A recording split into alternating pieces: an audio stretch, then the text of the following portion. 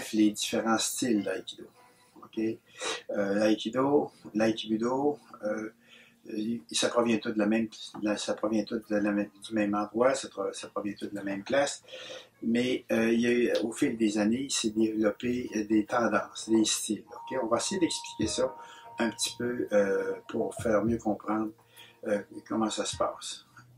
Tout d'abord, tout ça, ça vient du Daito Ryu. Tous les styles d'aïki viennent du Daito Ryu, qui veut dire le Grand Est, qui était un style de d'aïki Jujitsu qui était pratiqué par le clan des Takeda au 15e siècle. C'est pas hier matin.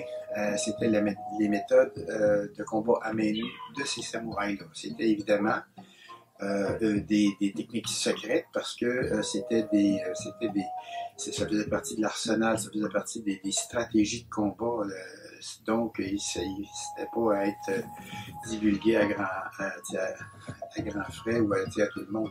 C'était uniquement des castes extrêmement sélectionnés qui pouvaient apprendre ces techniques de combat à main nue. Il faut dire aussi que les combats à main nue, c'était un des arts secondaires parce que les arts des samouraïs, l'art martial des samouraïs, c'était plus tout ce qui a trait au sabre, aux armes.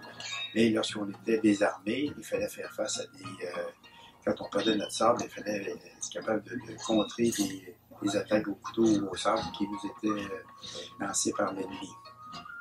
Alors donc, les Takeda ont créé des séries de techniques qui ont été gardées dans la famille Takeda pendant des années et des années, puisque le premier japonais qui a été admis dans la famille Takeda, ça s'est fait relativement tard, ça s'est fait dans les années 20.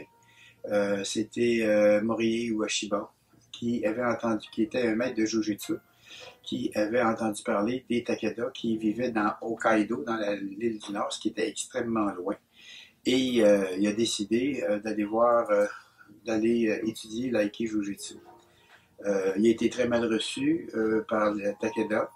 Il est resté 2 semaines sur la galerie. Ils l'ont pas admis dans le dojo.